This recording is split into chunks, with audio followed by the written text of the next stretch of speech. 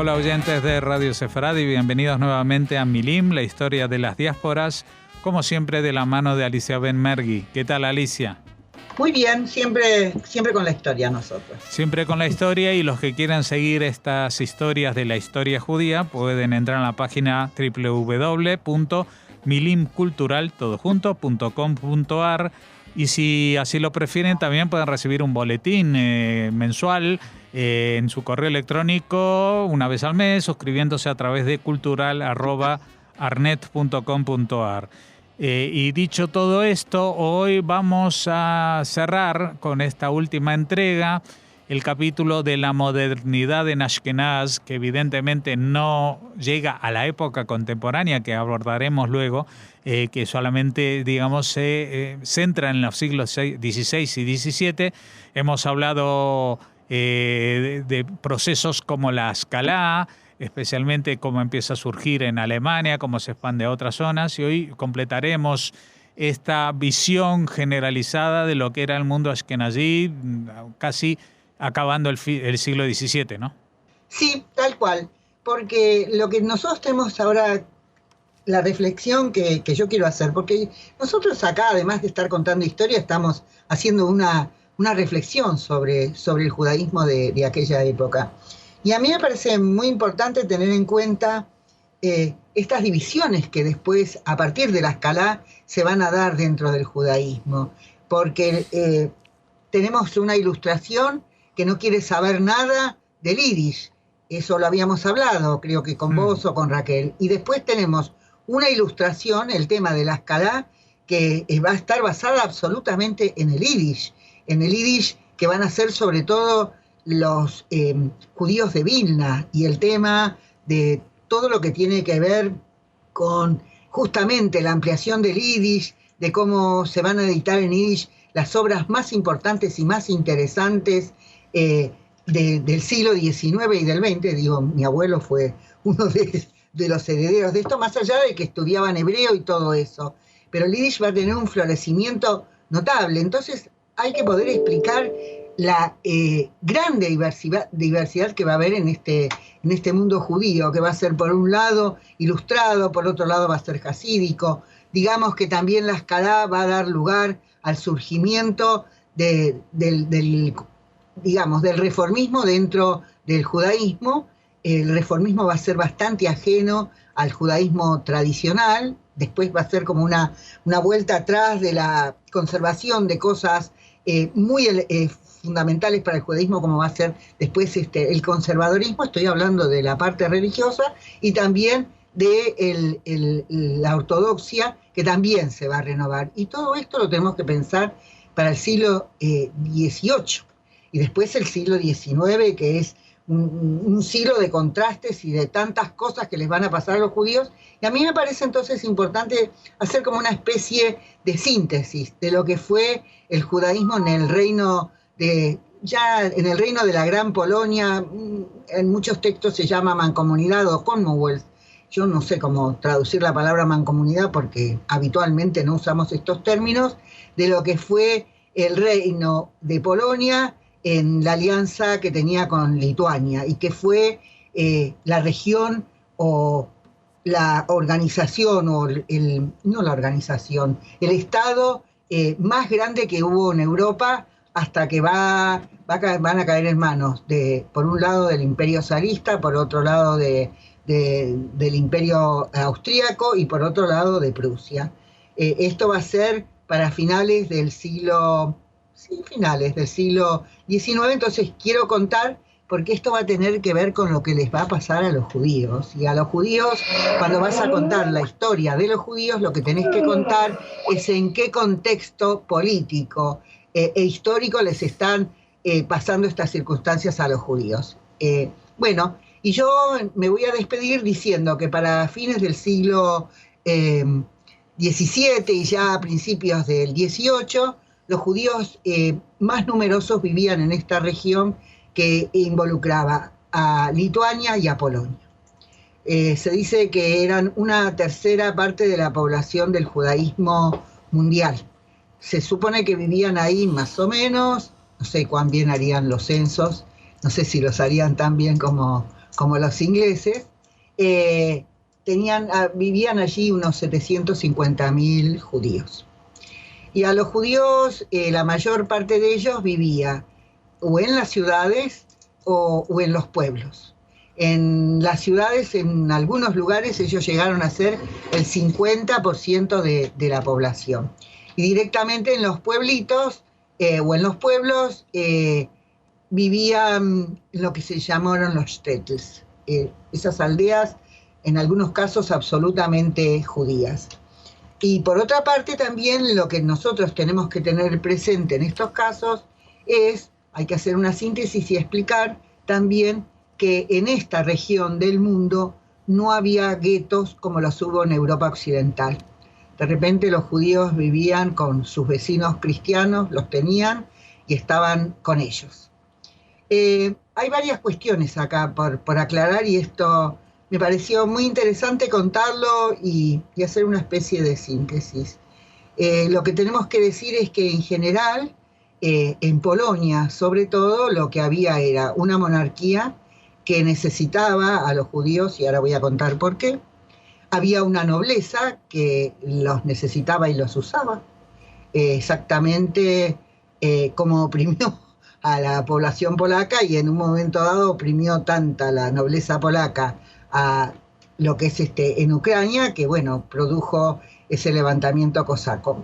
De los cosacos ya hablamos, yo creo que de Khmelnytsky ya contamos esta historia de lo que significó para el judaísmo polaco la presencia o el paso de las tropas de Khmelnytsky. Y la otra cuestión es que también, y las relaciones que había con la iglesia. Digamos como que los judíos gozaban de privilegios, de cartas de privilegio en toda esta región. A ver, ¿qué eran cartas de privilegio? De repente poder residir en determinados lugares, pagar los impuestos todos desde esa comunidad que existía, y por otro lado no trabajar en Shabbat y sí los domingos. Es decir, ¿y por qué la monarquía les daba estos privilegios a los judíos? ¿Y por qué también la nobleza? Bueno, porque tenían, así dicho, con toda claridad, lo voy a leer, tenían interés de promover la seguridad y prosperidad de una comunidad judía fuerte. ¿Por qué? Porque esta comunidad judía fuerte ofrecía beneficios económicos máximos a un costo mínimo. Les podían expoliar, les podían sacar toda la plata que hiciera falta sin hacer ningún esfuerzo de ningún tipo. Y también esto pasaba con la nobleza. Entonces, de repente, porque hay todo el tiempo en Europa, pero bueno, Polonia fue otro tipo de situación, pero en Europa también existían siempre cuestiones, y esto es a medida que avanza la Edad Media y en la modernidad mucho más aún, entre los intereses de la monarquía, los intereses de la nobleza y las de la burguesía creciente. Cuando hablamos de la burguesía creciente, son los habitantes de las aldeas, no estamos hablando de la burguesía en un sentido, digamos, marxista. Estamos hablando de los que viven en las ciudades, que son también herreros, que son gente que vive de eso, de producir cosas, lo mismo que los judíos, que son los que integran los gremios. Hay toda una cuestión ahí, y son los que van a resentir mucho la presencia judía, porque la ven, y de hecho, de alguna manera los judíos eran una especie de competencia difícil de eliminar. Y también en este caso tenemos la iglesia, la iglesia católica, y es muy interesante. Me busqué un texto que habla de toda esta complejidad, porque hay una parte de la iglesia que persigue a los judíos, no los quiere.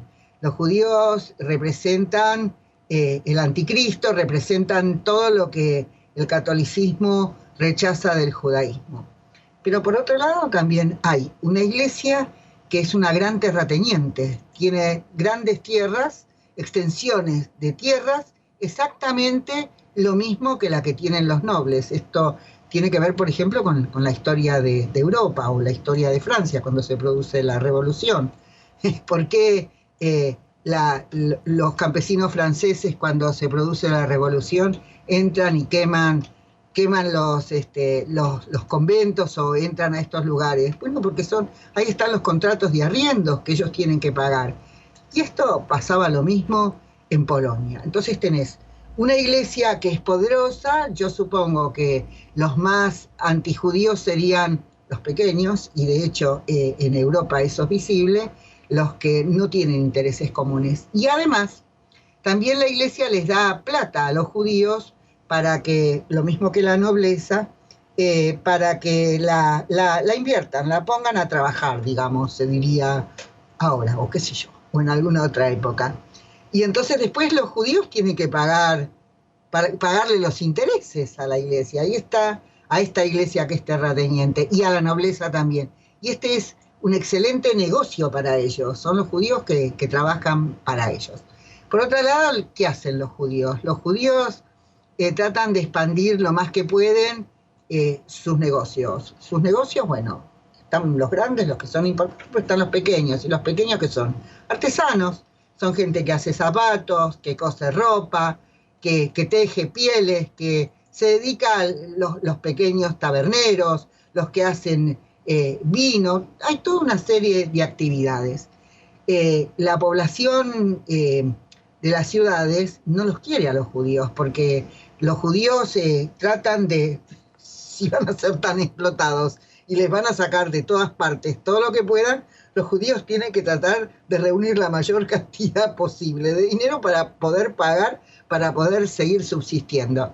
Yo te voy a decir algo, cuando leo los textos antisemitas y empiezan a hablar en contra de los judíos, digo, o empiezan a decir, ellos siempre así, así no tenía. Si no, no había manera de seguir para adelante. Entonces hacen, y además mejorar la calidad de sus productos para que fueran más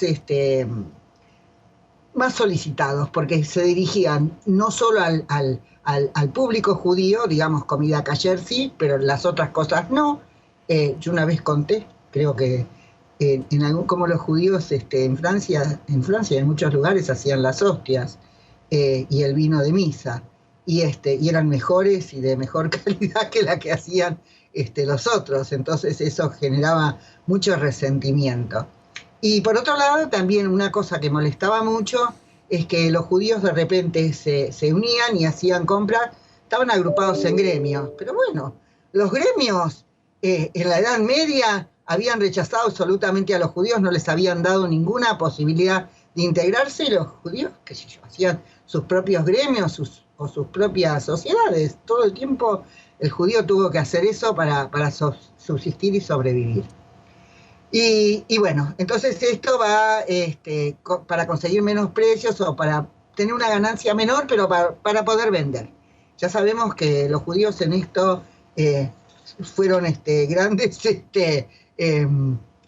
tenían toda una capacidad comercial muy grande, porque tenía que ver esto con la subsistencia. Así que todo esto era lo que era el judaísmo, digamos, en términos sociales, sociales, en cómo vivían y a qué cosas se dedicaban. Por supuesto, estaban en las grandes ciudades, en las ciudades más importantes, y también en diferentes regiones. Nosotros ya hablamos, y dice que, por ejemplo, en Varsovia a los judíos les estaba prohibido vivir, pero después los judíos llegan y se instalan también en Varsovia. Y hoy no voy a contar, tenemos que un rato más, pero que tampoco me anoté los nombres de las ciudades, porque estas ciudades después van a volver a aparecer en esta historia que vamos a contar, pero divididas en regiones, porque para para 1792,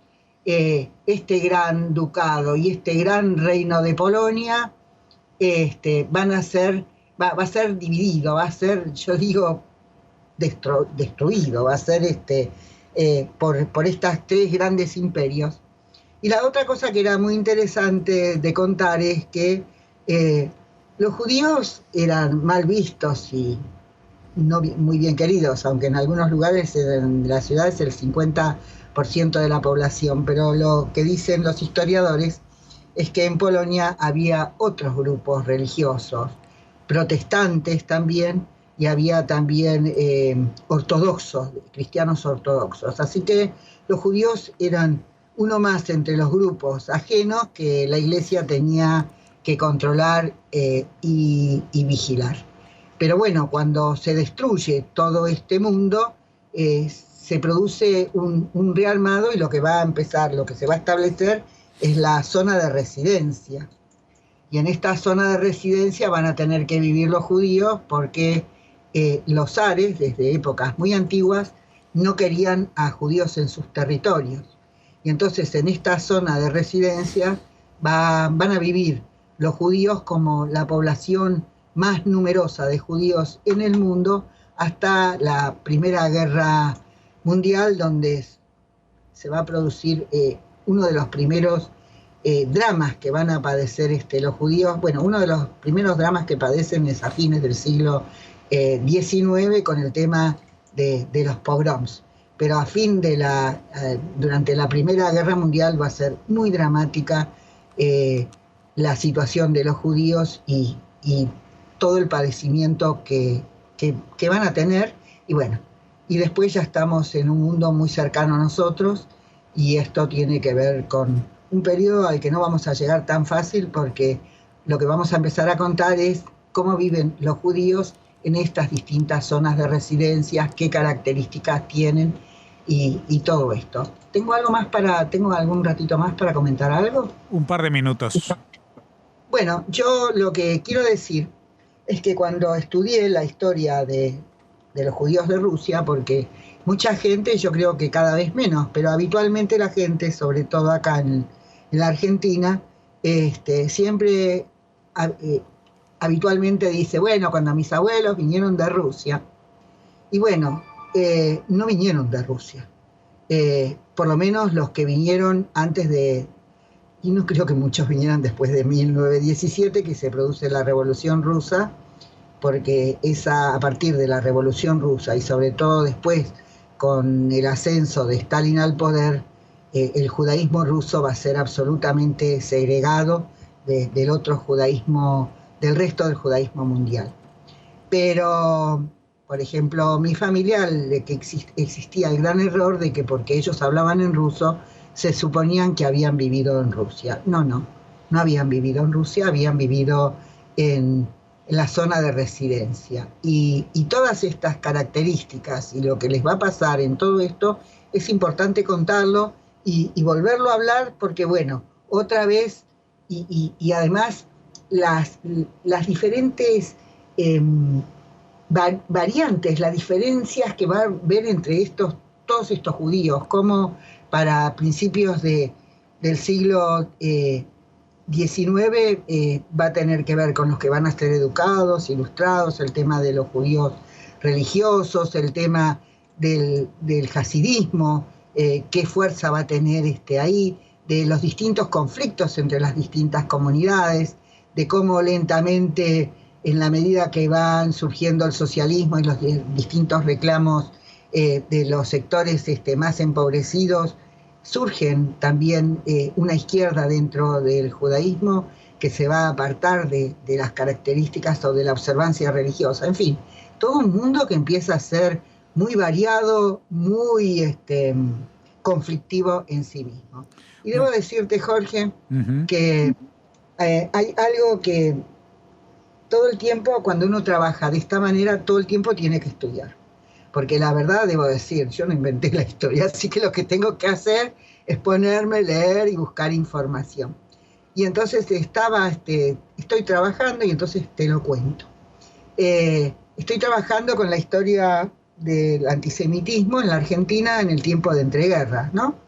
Y entonces ahí empiezo a revisar y a leer y a buscar mucha mayor información, y bueno, con la que te encontrás es que gran parte de ese antisemitismo proviene de la Iglesia Católica, especialmente de Roma, que ese fue un periodo de un antisemitismo que decían los textos, y no solo los textos judíos. Eso sobre todo es lo más sorprendente, es traer a esta época de la historia, reavivar toda una historia profundamente antisemita, renovar todo ese texto, renovar ese odio, y bueno, y esto se expresó de distintas maneras, porque bueno, acá en la Argentina prácticamente para fines del siglo XIX casi no había judíos, y entonces ahí estuve leyendo textos de la Complutense, montones de cosas, de cómo te habla también del antisemitismo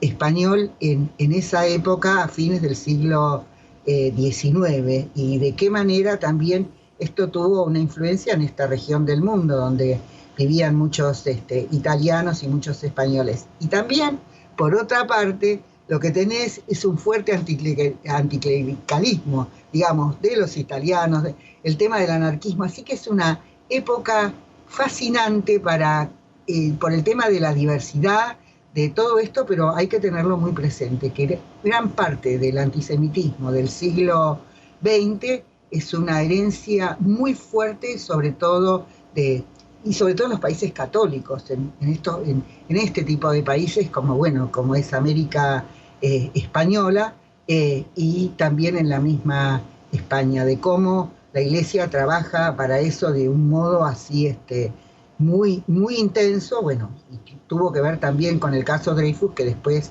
Francia hace una separación entre la Iglesia y el Estado, y bueno, y acá también en la Argentina, con la ley 1420 en 1871-72 también, que es la separación, la educación laica, gratuita y obligatoria. Tiene que ver con cosas que pasaban así históricamente hablando. Bueno, tiene que ver estamos adelantándonos mucho en el tiempo a cosas que tardaremos bastante en abordar en Milim, así que vamos a cerrar hoy este capítulo de la modernidad en Ashkenaz. Vamos a recordarle a los oyentes la dirección www.milimcultural.com.ar y para el boletín cultural@arnet.com.ar. Gracias, Alicia, y hasta dentro de 2 semanas. Hasta dentro de 2 semanas, ahí vamos a empezar a hablar un poco de algo que nunca tocamos, pero que yo quiero que la gente conozca y sepa, que es del imperio zarista, de Rusia, de cómo se extendió, del colonialismo y del imperialismo, y qué les pasaba a los judíos que vivían en esas regiones. Así que nos encontramos en